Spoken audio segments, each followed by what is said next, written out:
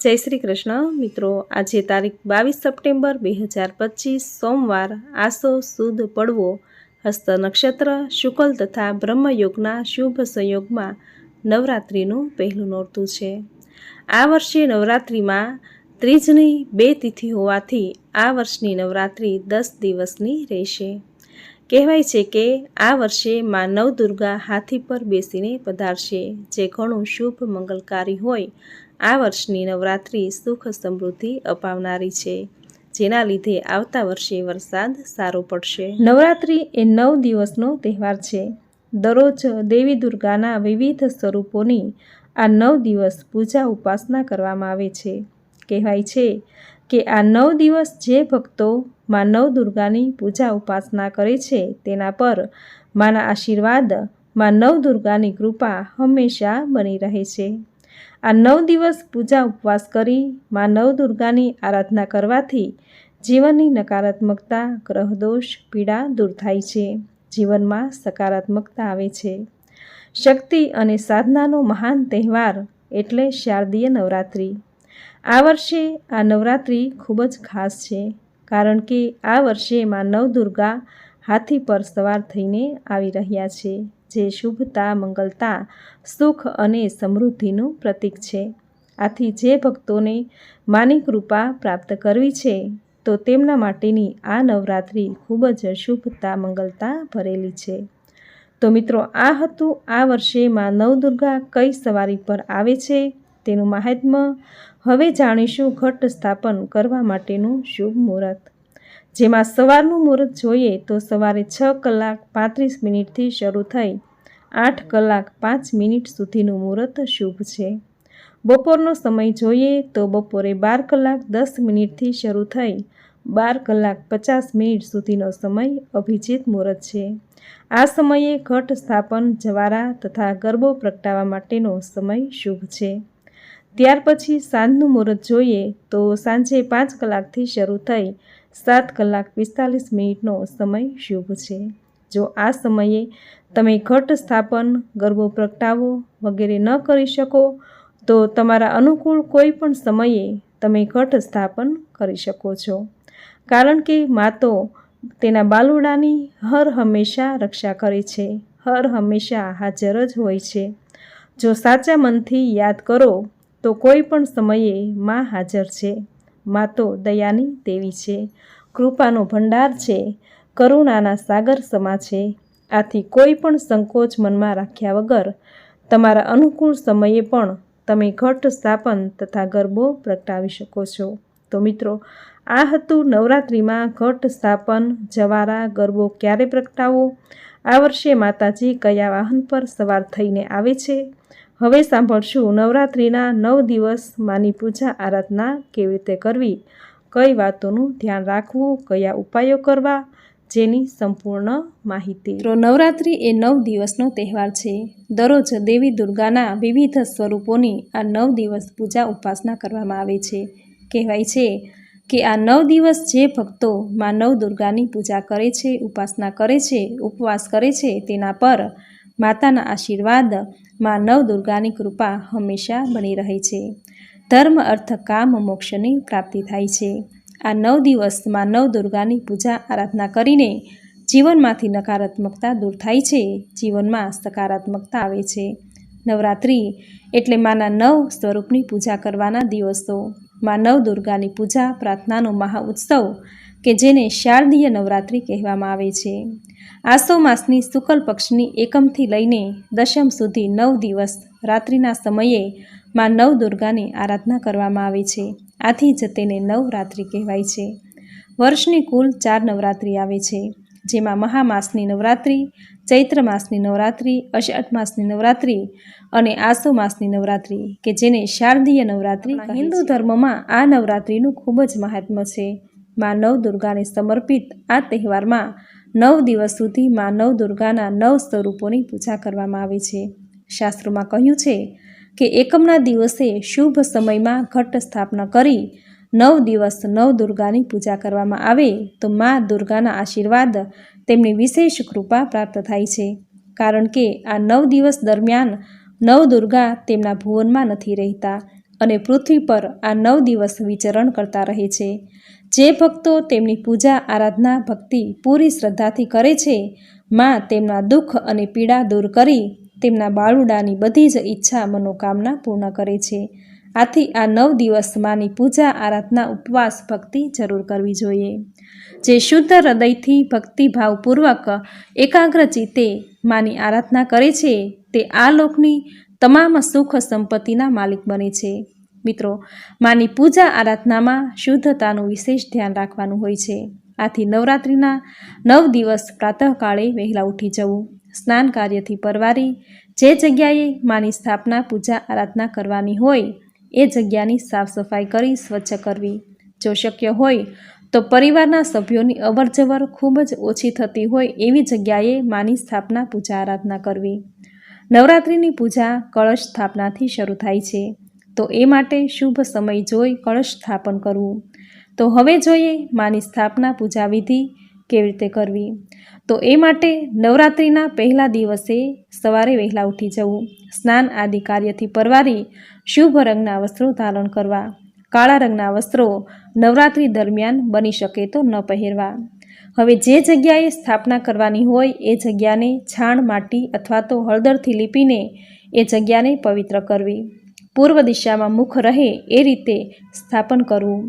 લાકડાનું બાજટ કે પાટલો મૂકી ઉપર હળદર કે કંકુનું ત્રિપુંડ બનાવવું.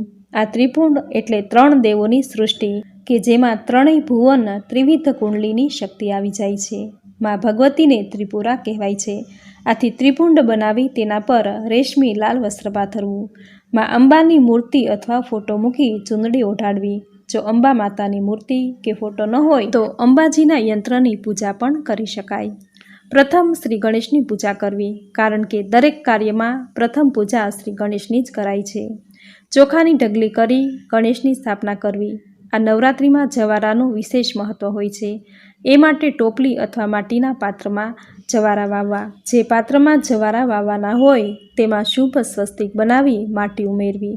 તેના પર કળશ સ્થાપન કરવું. કળશના મુખમાં વિષ્ણુ નિવાસ કરે છે, કંઠમાં રુદ્ર અને મૂળમાં બ્રહ્મા સ્થિત છે. કળશના મધ્યમાં દેવી માતૃશક્તિ નિવાસ કરે છે. આથી નવરાત્રિની પૂજામાં કળશ સ્થાપનાનું વિશેષ મહત્ત્વ છે. આ કળશ સોનું, ચાંદી, ત્રાંબાનું અથવા તો માટીનો લેવો. કળશના કંઠ પર લાલ દોરો બાંધવો. શુભ સ્વસ્તિક દોરવું અથવા તો 5 ચાંદલા કરવા. કળશમાં શુદ્ધ જળ અથવા ગંગાજળ ભરી કળશમાં આખી સોપારી, હળદરની ગાંઠ, દૂર્વા, સવા રૂપિયો, ફૂલ અને થોડું અત્તર નાખી તેના પર આસોપાલવ અથવા આંબાના પાન મૂકી તેના પર અક્ષત ભરેલું પાત્ર મૂકવું. પાણી ભરેલું આખું નાળિયેર લેવું. તેના પર લાલ વસ્ત્ર અથવા ચૂંદડી વીંટાળવી સ્થાપન કરવું. માટી પર જવના બીજનું રોપણ કરવું. આ જવારામાં જવનું વિશેષ મહત્ત્વ છે, કારણ કે જવ એ પૃથ્વી પરનું પહેલું ધાન્ય છે, જે પૃથ્વી પરના મનુષ્ય પ્રાણી માત્રનું પોષણ કરે છે. જવની સાથે ઘઉં કે અન્ય ધાન પણ રોપી શકાય. આ રીતે જવારા અને કળશ સ્થાપન કરવું. એવું કહેવાય છે કે આ 9 દિવસ ઘરમાં જવારા રોપી જવારા પૂજન કરવામાં જો આવે તો જેમ જવારા વધે છે તેમ ઘરમાં સુખ સમૃદ્ધિ અને સૌભાગ્યની પ્રાપ્તિ થાય છે. ઘરમાં સુખ સૌભાગ્યમાં અને બરકતમાં વધારો થાય છે. વંશની વૃદ્ધિ થાય છે. આ રીતે જવારા વાવી તેમાં 9 દિવસ નિત્ય જળ સિંચવું. નવરાત્રિમાં અખંડ દીપનું પણ ખૂબ મહત્ત્વ છે. શક્તિ અને સામર્થ્ય અનુસાર ઘી અથવા તેલનો આ 9 દિવસ અખંડ દીપ પ્રગટાવવો. આ અખંડ દીપ એ ઘરમાં માતાજીની હાજરી સૂચવતું પ્રતીક છે, જેમાં નિત્ય ઘી અથવા તેલ પૂરતા રહેવું. નવરાત્રિની પૂજાનું સૌથી વિશેષ પૂજન એટલે ઘટ સ્થાપન. નવરાત્રિની પૂજામાં ઘટ સ્થાપનનું વિશેષ મહત્ત્વ છે. આ ઘટ સ્થાપન એટલે કે ગરબો. ગરબો એ બ્રહ્માંડનું પ્રતીક છે, જેને ગર્ભદીપ પણ કહેવાય છે, જે માતાજીને અતિ પ્રિય છે. ગરબાનું સ્થાપન કરવું એ અતિ શુભ મનાયું છે. ગરબો પ્રગટાવવાથી ઘરમાં સકારાત્મક ઉર્જા ઉત્પન્ન થાય છે. ગરબાના છિદ્રોમાંથી નીકળતો પ્રકાશ એ ઘરનો અંધકાર દૂર કરી જીવનમાં નવો પ્રકાશ ફેલાવે છે. ગરબો એ જ્ઞાનને ગતિ આપનાર માયા શક્તિનું જ સ્વરૂપ છે. આથી નવરાત્રિમાં પ્રકાશિત જ્ઞાનના પ્રતીક રૂપે ગરબો પ્રગટાવાય છે. આ રીતે ઘટ સ્થાપન કરી નવરાત્રિના 9 દિવસ માઈ ભક્તો ઉપવાસ કે એકટાણા કરે છે. જો 9 દિવસ સુધી વ્રત રાખી શકાય તેમ ન હોય તો એકમથી સાતમ સુધી સપ્તરાત્રિ અથવા તો પાંચમે ભરેલા ભાણે છઠ્ઠના દિવસે કોઈ આપે તો, અને સાતમે કશું પણ માંગ્યા વગર ભોજન કરવું, અને આઠમે ઉપવાસ તથા નોમના દિવસે પારણા કરવા. આ રીતે પંચરાત્રિ અથવા તો સાતમે, આઠમે અને નોમના દિવસે ભરેલા ભાણે એક જ વખત જમીને ત્રિરાત્રિ અથવા તો પહેલા તથા છેલ્લા દિવસે એકટાણું અથવા ઉપવાસ કરવો. આમ 2 રાત્રિ અથવા પહેલા દિવસ અથવા છેલ્લો દિવસ એક રાત્રિ વ્રત કરી શકાય. આ નવરાત્રિના 9 દિવસ માની પૂજા આરાધનામાં જો વિશેષ બાબતોનું ધ્યાન રાખવામાં આવે તો માં પ્રસન્ન થઈ અને ઘરમાં સુખ, શાંતિ, સમૃદ્ધિના આશીર્વાદ આપે છે. જેમ કે દરરોજ માની પૂજામાં માં નવદુર્ગાની મૂર્તિને અથવા તો શ્રીયંત્રને સુગંધિત પુષ્પો ચડાવવા, અને દર શુક્રવારે અથવા પૂનમે કેસરવાળા જળથી સ્નાન કરાવવું તથા સુગંધિત અત્તર લગાવવું. શ્રીયંત્ર ઉપર દરરોજ ચપટી કોરું કંકુ ચઢાવવું, અને ચઢાવેલા કંકુથી નિત્ય ઘરના સભ્યએ કપાળની વચ્ચોવચ્ચ ચાંદલો કરવો. નવરાત્રિના 9 દિવસ નવદુર્ગાની ઉપાસના, આરાધના, સ્મરણ કરવું. માતાજીના દર્શને જવું. ઘરમાં પશ્ચિમ દિશામાં બેઠેલા લક્ષ્મીજીનો ફોટો મઢાવીને રાખવો. સાંજે શ્રી મહાલક્ષ્મી માતાના અથવા કોઈ પણ માતાજીના મંદિરે દર્શન કરવા જવું તથા સાંજે પશ્ચિમ દિશામાં ઉગતા શુક્રના તારાના દર્શન કરવા. સવારે નિયમિત રીતે ઉંબરા પૂજન કરવું તથા ઘરના અગ્નિખૂણામાં લગભગ 1 કલાક ચાલે એવી રીતે ગાયના ઘીનો દીવો પ્રગટાવવો. મંગળવારે વસ્ત્રો ધોવા નહીં. દરરોજ સંધ્યા સમયે દીવા અગરબત્તી કરવી. ત્યારે ઘરની તમામ લાઇટો ચાલુ કરી દેવી. આઠમે એક ચંડીપાઠ તથા ત્રણેય નવરાત્રિમાં બ્રાહ્મણ દ્વારા 12 ચંડીપાઠ કરાવવા. 14 ચંડીપાઠ કરાવવાથી નવચંડી યજ્ઞનું ફળ પ્રાપ્ત થાય છે. જો આ રીતે નવરાત્રિના 9 દિવસ પૂજા આરાધના માની કરવામાં આવે તો ઘરમાં સુખ, શાંતિ અને સકારાત્મક ઉર્જાનો વાસ થાય છે. તથા આ 9 દિવસ જો શક્તિ અને સામર્થ્ય હોય તો નવરાત્રિમાં કુમારિકા પૂજન કરવું. આ કુમારિકા પૂજનમાં 2 વર્ષની બાલિકાથી 10 વર્ષ સુધીની કન્યાનું પૂજન કરી શકાય. પૂજન કરતી વખતે શ્રી અસ્તુ એમ બોલતા જવું. 1 વર્ષની બાળાને હજુ બહુ જ્ઞાન ન હોવાથી તેનું પૂજન કરવું યોગ્ય નથી. રોજ ચડતા ક્રમના આયુષ્યવાળી બાળાનું પૂજન કરવું. જો એમ ન કરવું હોય તો પ્રથમ દિવસે 1, બીજા દિવસે 2 એમ રોજ 1 કન્યા વધારતા જઈ પૂજન કરી શકાય. રોજ પૂજન કરવું શક્ય ન હોય તો આઠમના દિવસે એક સાથે 9 બાળાઓનું પૂજન કરી શકાય. રોજ જે બાળાનું પૂજન કરવાનું હોય તેને પવિત્ર ભાવથી આમંત્રણ આપી તેડી લાવવી. પ્રથમ તેના દૂધ તથા પાણીથી પગ ધોઈ સરખી રીતે લૂછી લેવા. ત્યારબાદ તેના કપાળે ચાંદલો કરવો, ચોખા ચોડવા, તેના પગ પર હળદર, કંકુ, ફૂલ, ચોખા ચડાવવા. ત્યારબાદ દીવાથી આરતી ઉતારી ખૂબ જ શ્રદ્ધાપૂર્વક પગે લાગવું અને તેને ભરપેટ ભોજન કરાવીને યથાશક્તિ ભેટ આપવી. કુમારિકા પૂજન સમયે 3 થી 5 વર્ષના 2 કુમારોને પણ આમંત્રણ આપવું. આ 2 કુમારોને બટુક ભૈરવ તથા ગણપતિના સ્વરૂપમાં ધ્યાન ધરીને પૂજન કરવું, જમાડવા અને અંતે વસ્ત્રો તથા ફળો અર્પણ કરવા. કહેવાય છે કે પૂરી શ્રદ્ધાથી નવરાત્રિના 9 દિવસ મા શક્તિની પૂજા આરાધના કરવાથી અપાર શક્તિ પ્રાપ્ત થાય છે. આખું વર્ષ સુખ શાંતિમાં પસાર થાય તેવી નવી ઉર્જાનો સંચાર થાય છે.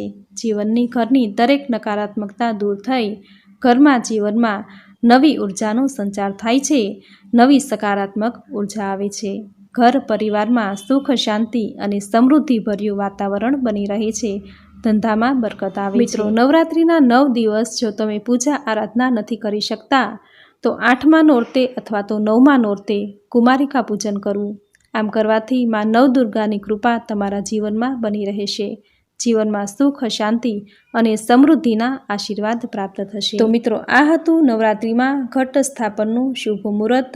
નવરાત્રિમાં કયા કાર્યો કરવા, કયા કાર્યો ન કરવા, જેની સંપૂર્ણ માહિતી તમે પૂરી શ્રદ્ધાથી સાંભળી, જે સાંભળવી તમને જરૂર ગમી હશે. માં દુર્ગાની કૃપાને પ્રાપ્ત કરવા વિડીયોને લાઇક કરી કોમેન્ટમાં જય માં અંબે, જય નવદુર્ગા તથા તમારા કુળદેવીનું નામ જરૂર લખજો.